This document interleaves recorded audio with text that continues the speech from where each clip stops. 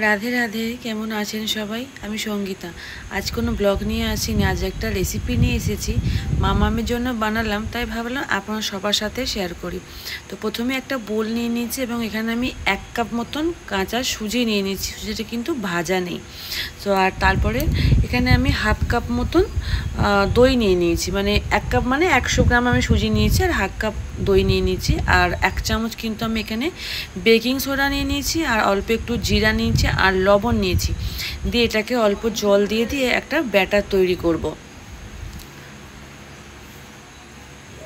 তারপরে এটাকে ঢাকা দিয়ে রেখে দেবো প্রায় 10 মিনিট মতন।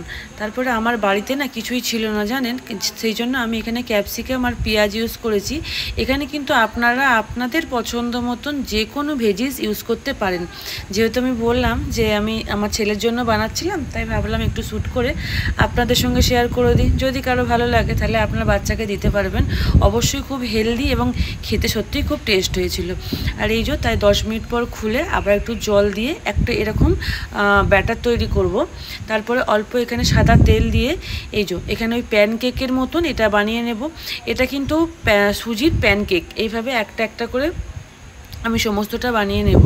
এটা আপনারা সস দিয়েও খেতে পারেন বা চিলি সস দিয়েও খেতে পারেন। এটা আমি দিশানকে দিয়েছিলাম টমেটো সস দিয়ে।